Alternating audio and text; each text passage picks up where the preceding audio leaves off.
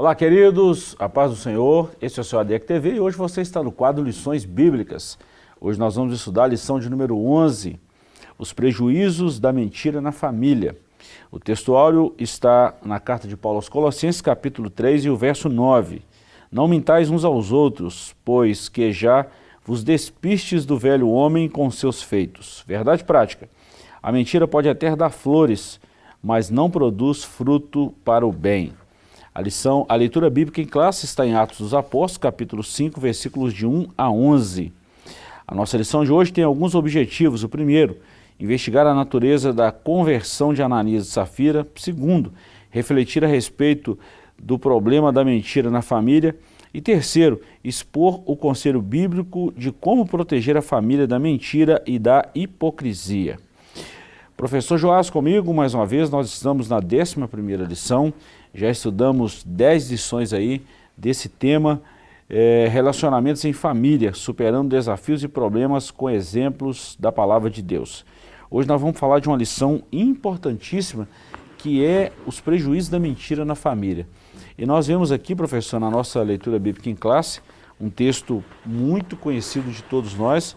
Atos capítulo 5 vai citar aqui Ananias e Safira. O que uma mentira causou nessa família, né? Pois é, uma família lá na igreja primitiva, né? A gente não tem muita informação sobre eles, mas a gente percebe que fazem parte daquele primeiro grupo de convertidos, né? E eles pecaram assim miseravelmente, né? E tentaram mascarar esse pecado. E com certeza a gente vai tirar lições muito boas aí durante a nossa aula, tanto aqui quanto a presencial, né, na EBD, onde a gente tem mais tempo até, né? Com certeza um aprendizado muito rico. Uma observação, professor, nós começamos lá na primeira lição falando quando a família age por conta própria, aí nós tratamos o caso de Ruth, Elimeleque, a família, né? Lá naquelas primeiras decisões lá, que nós estamos falando de relacionamento de família, acho que o comentarista foi muito feliz em partir desse exemplo familiar, foi muito bom. Depois a predileção dos pais pelo um dos filhos, ciúme, o mal que prejudica a família, ídolos na família, motim em família, pais zelosos e filhos rebeldes, relacionamento entre nora e sogra, a importância da paternidade na vida dos filhos, uma família nada perfeita, quando os pais sepultam os filhos, e a de hoje, os prejuízos da mentira na família. Eu fiz questão de dar uma lida aqui, porque é uma lição que vai associar bem com essa que nós vamos estudar hoje, a lição de número 3, um ciúme e o mal que prejudica a família. São assuntos bem relacionados, né, professor? Não é a mesma coisa, mas o ciúme aqui a gente vê que esse ciúme ele tem uma correlação muito grande com a inveja. No caso da lição 3, né, com a inveja e com a mentira também. E agora nós estamos falando aqui, a gente não sabe o que motivou, nós vamos estudar aqui agora, o que motivou essa mentira desse casal. Mas tem muita coisa relacionada com inveja, com ciúme e coisas semelhantes assim, né? Isso tudo está no mesmo pacote, são coisas diferentes, mas parece que uma vai puxando a outra, né?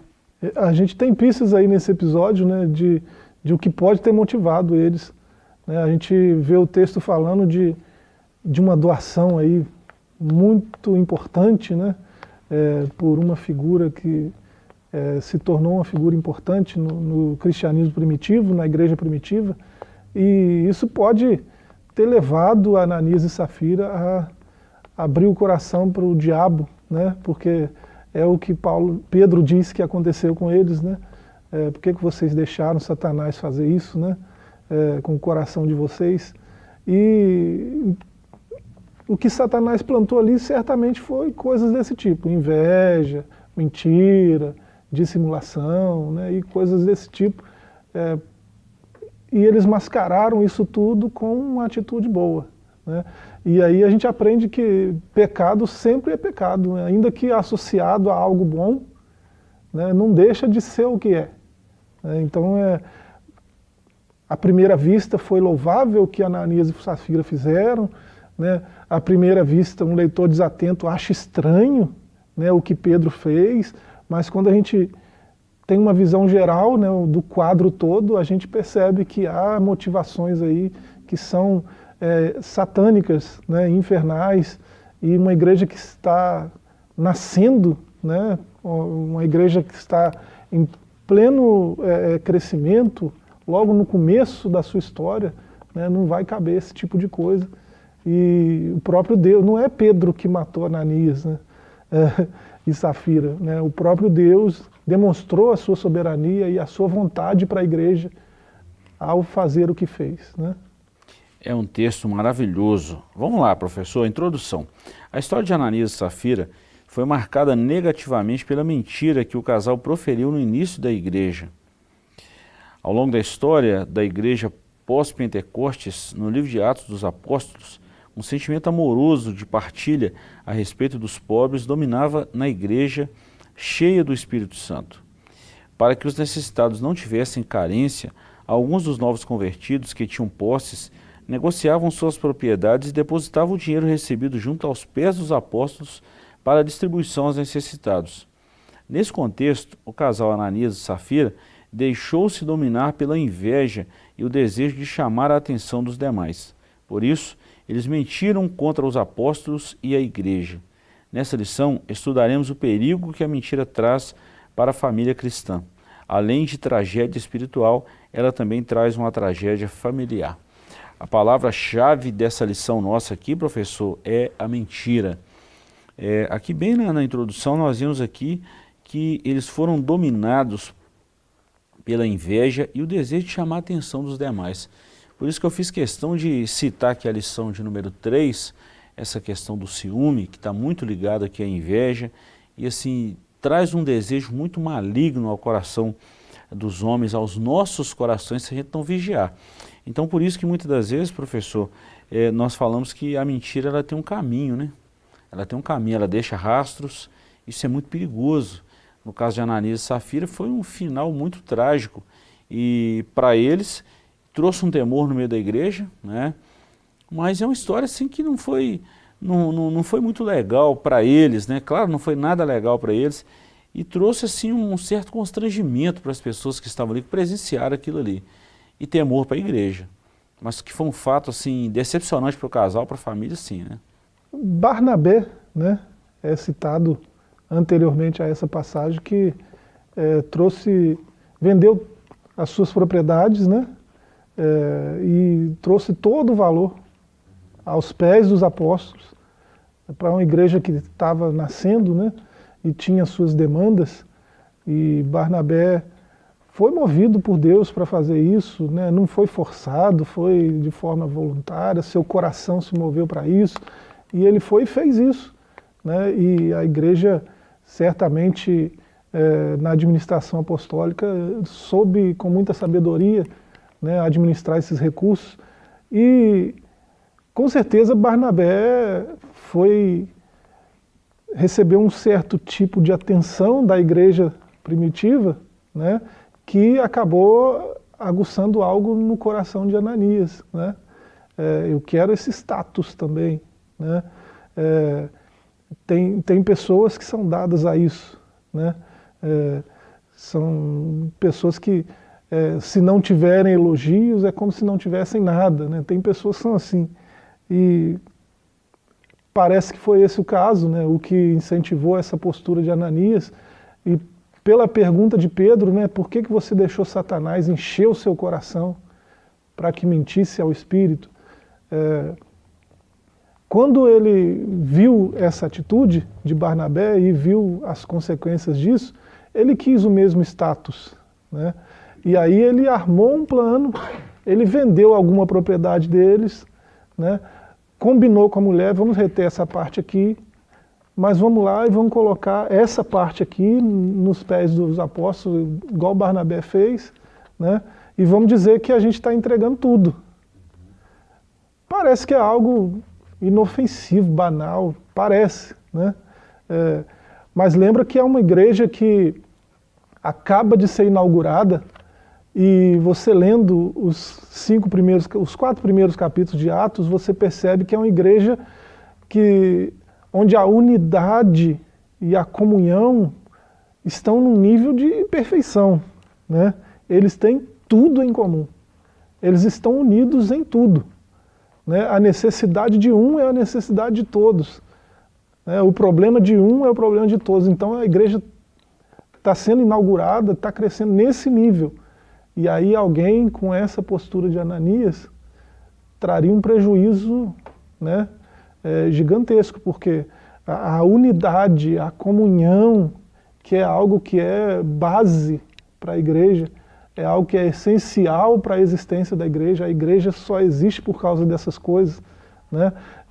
Se nós não estamos em Cristo, nós não temos unidade. Se nós não estamos em Cristo, nós não temos comunhão. Então, o oposto também é verdadeiro. Se não tem comunhão, não tem unidade, não tem Cristo, né?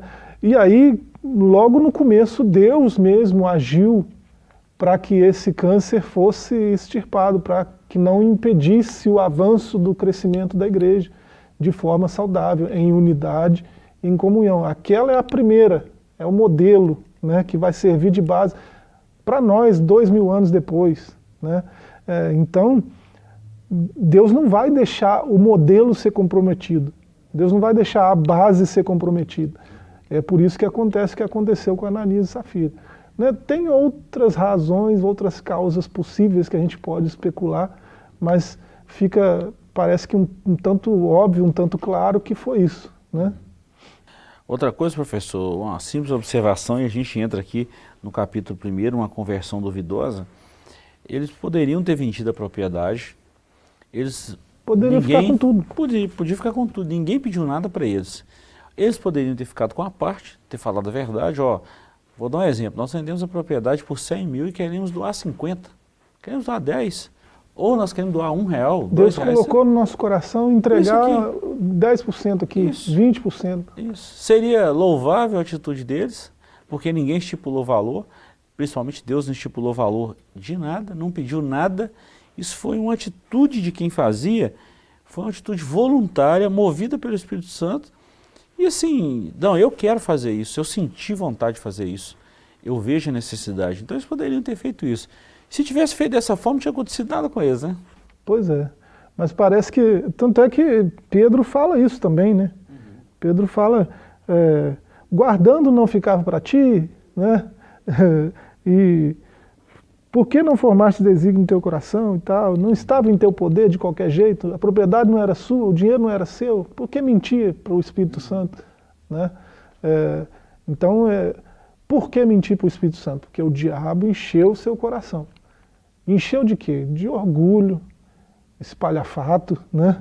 Eu preciso ser visto, eu preciso ser louvado, reverenciado, honrado, do jeito que Barnabé foi, né? Uma malícia ali, né, de querer enganar os homens de Deus, os apóstolos, né, aqueles que estão com uma responsabilidade tão grande, né, tão importante, e um monte de mentira, né, orgulho, mentira, o tanto de coisa que tem aí, que foi Satanás que colocou lá, né, e Deus agiu rápido e não deixou que isso se alastrasse. Bom, nós vamos falar muito sobre isso, professor. Tem muita coisa boa vindo nessa lição aí que serve de alerta para nós hoje, né? Muita coisa. Vamos lá, uma conversão duvidosa. Por que uma conversão duvidosa? Porque as atitudes do casal não revelavam a transformação de vida alcançada pelo poder do Evangelho. Embora atraídos pela prática da igreja, simpáticos à causa do Evangelho, Ananias e Safira não corresponderam à obra de regeneração do Espírito Santo, ou seja, eles não foram genuinamente transformados. É importante enfatizar que, no início do movimento do Pentecostes, Ananias e Safira uniram-se à igreja local, passando a fazer parte dela. Entretanto, a velha natureza se revelava na hipocrisia, na cobiça e na mentira do casal. Olha que fato, assim, pesado. Pelo fruto se conhece a árvore, né, professor? Nesse caso de Ananias e Safira, mais que conhecido, né? E assim, o nosso coração é enganoso, né? Quando há conversão genuína, esse coração, ele sofre mudanças, né? Sofre transformações, por mais que às vezes seja gradual, às vezes não sempre, né? Nunca é instantâneo, assim. Né? Há mudanças que levam tempo, mas a gente não pode confiar no nosso próprio julgamento a respeito de nós mesmos, porque a tendência é criticar, né, julgar o outro, condenar, emitir juízo, né, sobre o outro e misericórdia para nós. Essa é a tendência, né? Mas o nosso senso de retidão não é tão bom assim. Você vê, o salmista faz uma oração lá no Salmo 19, né, no verso 12, e ele faz uma pergunta: quem há que possa discernir a própria falta? Que homem há que faça isso, né? Que seja capaz de discernir a sua própria falta, seus próprios erros. E aí ele ora ao Senhor, né? Absolve-me das faltas que eu desconheço. Pode ser que eu esteja errando e nem saiba que estou errando. Então faltou muito disso em Ananias e Safira, né? Faltou autoexame, né? Faltou autoconhecimento, faltou humildade diante de Deus. Poxa, o que eu estou fazendo? Será que eu devo agir assim mesmo? Né? Agora eu sou uma nova criatura, eu fazia isso no passado, agora eu tenho que deixar Deus trabalhar e eu tenho que mudar de atitude, né? E não houve essa atitude neles, né? Eles poderiam ter lutado contra isso, né, professor? Pois é. Poderiam ter falado para os apóstolos: fui tipo tanto, fui tentado a fazer isso aqui, mas eu não tenho fé suficiente para isso, me ajuda em oração, coisa desse tipo aí, que isso pode acontecer com qualquer um. Conversão, né? Vamos ver que tipo de conversão foi essa. Será que foi conversão mesmo, genuína? Né? A gente é levado a pensar assim, né, sobre Ananias.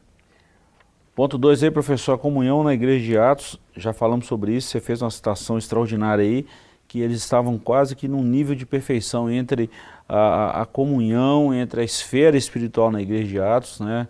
Essa partilha, essa comunhão, essa unidade na igreja, isso é uma coisa quase que indiscutível, é muito visível isso nos primeiros capítulos de Atos, ali na formação da igreja. Chega uma situação dessa, querendo causar uma divisão, um ciúme, ou algo desse tipo aí, trazendo ainda uma mentira, sendo que o pai da mentira é o diabo, precisava de uma repreensão direta de Deus mesmo, né? Pois é.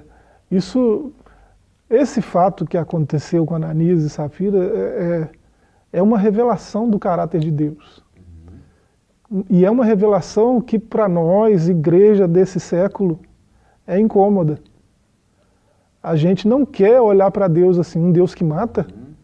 Não, esse não é o Deus, nosso Deus, o Deus que a gente prega. Assim, a Bíblia está amplamente divulgando o caráter de Deus, que é um caráter santo, justo, né, imaculado, sem nenhuma sombra de variação, né? Deus é luz, né, não tem nada de sombra nele, de variação nenhuma. Ele não muda de caráter. Ele não muda de personalidade, né? Não é como a gente. Então, esse Deus aí é o mesmo Deus criador, é o mesmo Deus de Abraão, de Isaac, de Jacó, né? Não mudou. Isso aí aconteceu, a gente já pode apontar alguns motivos, algumas razões que o texto não diz, mas às vezes até infere, né? A gente pode apontar. E Deus está revelando o seu caráter no cuidado da igreja e no seu propósito para a igreja, né? O propósito de Deus para a igreja está aí, né? Olha para a base, quando a gente sofre essas crises de identidade que são próprias dos nossos tempos, a gente deveria olhar para a base, olhar para o fundamento dos apóstolos, né? Comunhão, partir do pão, a doutrina. E se a gente olhar para a base, pode ser que a gente fique envergonhado, né? A igreja, na sua missão primária, deveria cuidar dos necessitados, né? E isso não é discurso político, né? Porque hoje tudo se confunde, né? Tudo é levado para a esfera filosófica, para a esfera política, mas o nosso papo é Bíblia, né? A Escritura é bem clara ao mostrar essas coisas, né? É papel básico da igreja, né? Cuidar dos necessitados, amparar os órfãos, as viúvas. Você não ouve falar, pergunta qualquer historiador, né? De orfanatos, de casas de recuperação, de comunidades terapêuticas. Você não ouve falar disso antes de Cristo. Ou ouve? Aonde tem na história isso, né? Então, Cristo inaugurou um estilo de vida que é se preocupar com o outro, cuidar do outro, principalmente do outro mais carente, né? Isso é um papel da igreja, isso não é política, isso não tem nada a ver com nada disso, né?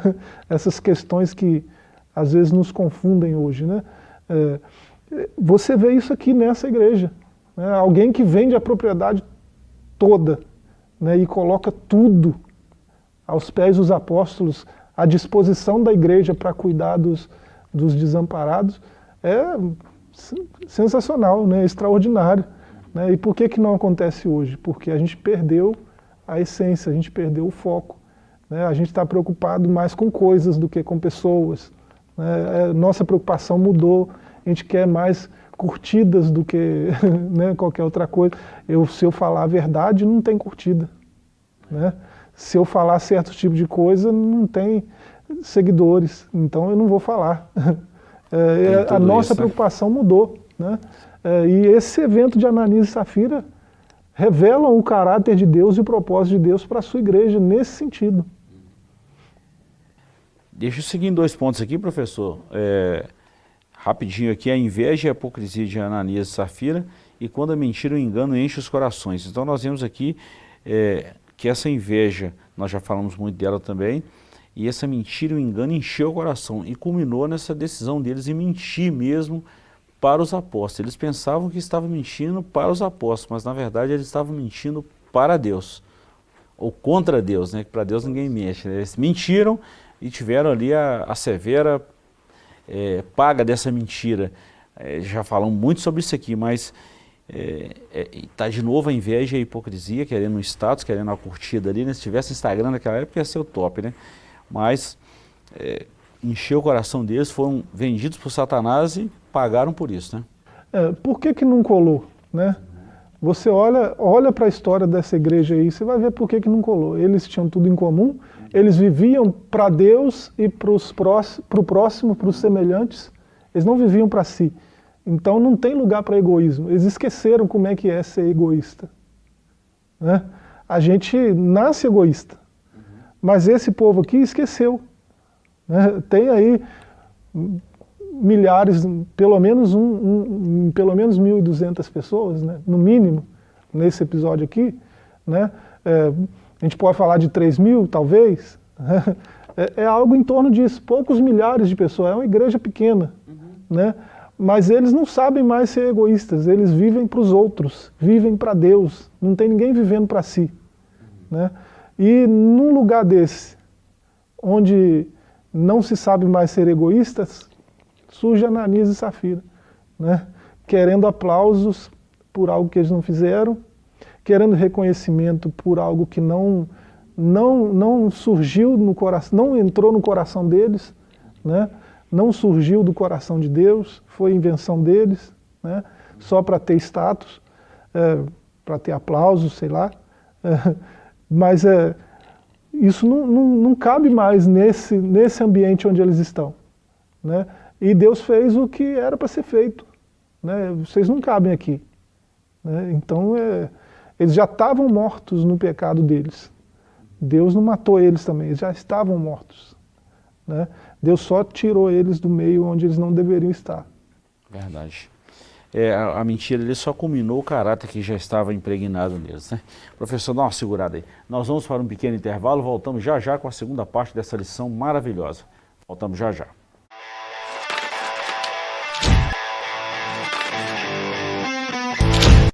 Olá, queridos, estamos de volta com o seu ADEC TV e hoje nós estamos falando da lição de número 11, essa lição maravilhosa que tem como tema os prejuízos da mentira na família. Professor, nós falamos aqui no capítulo 1 sobre essa questão da mentira, uma conversão duvidosa, e abordamos aí 4 subtópicos que foi muito bem falado. A sinopse do capítulo 1 diz o seguinte: a igreja primitiva vivia uma verdadeira comunhão, entretanto Ananias e Safira dissimulavam nessa comunhão com a mentira. É interessante que eles tentavam entrar na igreja com a mentira e houve uma intervenção, eu chamo isso de uma intervenção direta de Deus, né? Sim.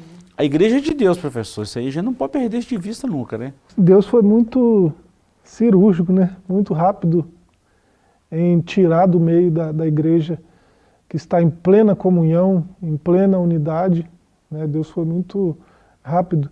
Ah, mas Deus não podia ter dado tempo para eles se tratarem e tal.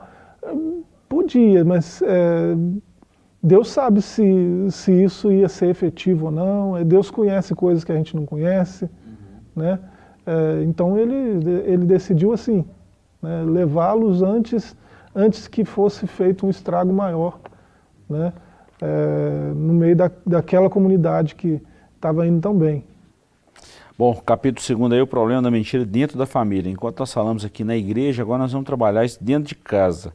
A mentira produzida dentro da família. Ananias e Safira imaginaram que poderiam ter proveito do desconhecimento das pessoas da igreja sobre a artimanha de esconder a verdade sobre a venda da propriedade, mentindo com o objetivo de chamar a atenção para si mesmo. Isso fala a respeito de pessoas que dizem ser cristãs, mas mantêm velhos hábitos da vida mundana. O Espírito Santo se entristece quando, dentro da família, esposo, esposa, filhos e filhas e outros membros fazem da mentira um estilo de vida. Por isso o apóstolo Paulo exorta a não mentir uns aos outros. E ainda o ponto 2, professor, e a gente fecha aqui.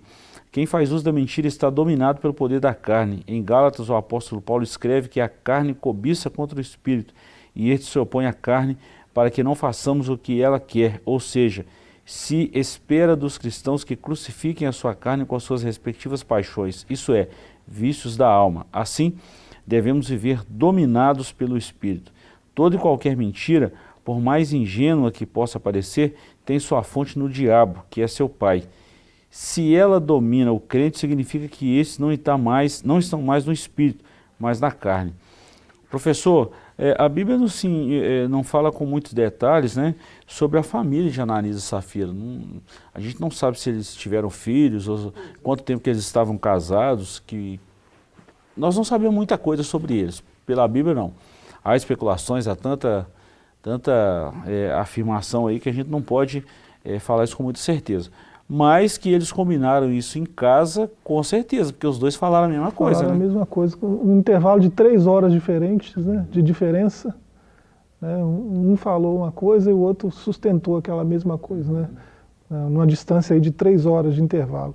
Então, com certeza eles entraram em um acordo. Né, embora isso seja algo desejável numa família, né, principalmente num contexto de casal, né, isso aí é uma família formada por um casal, não parece... Bom, a gente não tem informação se tem mais gente nessa família, né? Acordo é algo desejável, né, entre um casal, mas acordos desse tipo aí, né, um casal cristão, um era para aprimorar o outro. Se ambos são cristãos, ambos são pecadores que disseram sim, né, e estão unidos em Cristo, um aperfeiçoando o outro. Né. Então, quando alguém veio com uma ideia que partiu de algo que Satanás plantou no seu coração, né, vamos enganar, vamos mentir para sermos louvados, né, vamos comprar honra das pessoas, né, que servem a Deus. Vamos comprar louvor, elogio.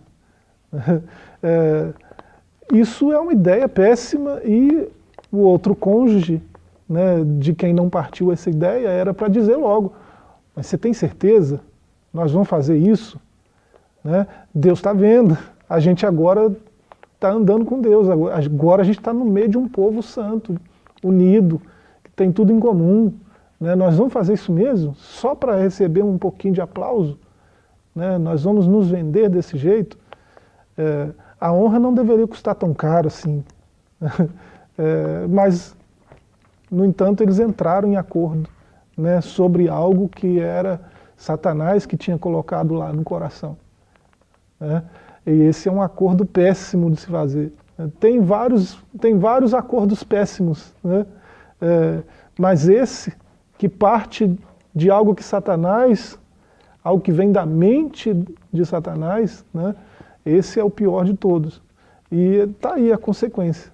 Né, não foi nada agradável para ninguém, né, nem para Pedro, nem para Ananias, nem para a igreja, né, mas foi algo necessário. Né. Quando a gente fala, professor, dessa questão de acordos na família, isso é muito legal. Acordos para o bem. Né. vamos fazer isso aqui, isso é plausível para que os nossos filhos cresçam no temor do Senhor, top de linha, isso é muito legal. Agora, considerar a Escritura na hora de fazer acordo, considerar falar com Deus, né? Isso é um acordo legal, assim, aprovado por Deus. Agora, essas questões de mentira, e parece que isso é uma coisa que está muito comum nos dias atuais, né, professor? A gente não gostaria de estar falando isso, mas pelos alguns fatos que a gente vê, algumas situações que a gente vê, e alguém pode até perguntar, peraí, por que Deus não age com a mesma força que agiu com Ananias e Safira? Será que isso acontece hoje? Por que Deus tarda em algumas coisas? Eu prefiro perguntar assim, será que isso não acontece hoje? Né? Será que não acontece? Porque eu tenho a impressão de que Deus não mudou nada. Não é que Deus não mudou muita coisa, Deus não mudou nada. Eu tenho essa impressão. Né? E isso não coloca, não pinta uma imagem de um Deus carrasco, cruel, não. Né? Deus é o que Ele sempre foi e o que Ele sempre será. Né? Fiel, justo e verdadeiro. O que sai disso aí é invencionice nossa. Então esse tipo de acordo aí, né, de algo que vem da mente de Satanás, é impensável, né, na vida de um cristão, na vida de uma família cristã, pior ainda, porque isso pode se tornar um estilo de vida. Olha, já pensou fazer da mentira um estilo de vida, como o comentarista coloca aqui? Né? Que situação? Vive mentindo, né? Poxa vida, se João 8 diz que quem é o pai da mentira, né? Uma família que vive esse estilo de vida está em apuros.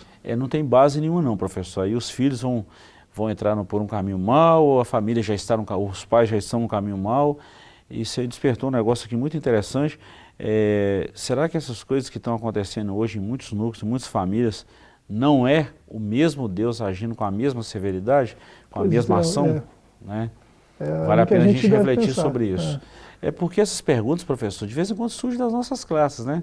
Alguém pode perguntar, mas hoje fulano pode agir de mentira, ou ciclano mentiu, ou fez isso e não aconteceu nada. Parece que Deus não está vendo, né? E Deus vê tudo, né? E age, tá? E age. Bom, professor, caminhando aqui para a gente encerrar, que o nosso tempo está quase lá, protegendo a família da mentira e da hipocrisia, nós temos aqui 3 subtópicos: cuidado contra os defeitos morais no lar, a gente precisa cuidar disso, precisamos agir contra a hipocrisia e a mentira, e o terceiro, não deixe o inimigo agir na família. Então, cuidado contra os defeitos morais. Quando um dos cônjuges permite essa mentira entrar e eles acordam para o mal, eles fecham acordos entre si para o mal, pode acontecer situações semelhantes a essa. E acontece, tá? Que Deus não mudou.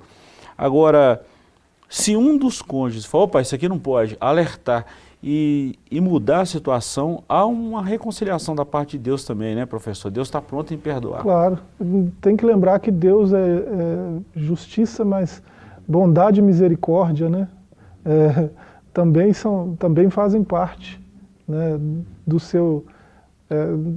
são até parte da base do trono de Deus, né? Justiça, juízo, mas tem bondade e misericórdia também. Né?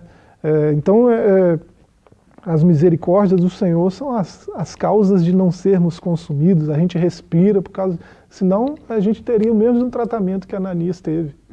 Né? Então, esse tipo de história é registrado para nós, né? Esse tipo de fato aconteceu para que a gente seja alertado de alguma maneira, né, em alguma medida, para a gente não entrar no mesmo caminho, né, na mesma sedução de Satanás, para o nosso coração também não se encher dessas coisas, né, de ideias satânicas. E esse cuidado aqui, né, de que o comentarista fala, esse cuidado é essencial para qualquer um, para quem começou a andar com Jesus hoje e para quem anda com Jesus há 30 anos, 50 anos, precisa ter o mesmo cuidado, né?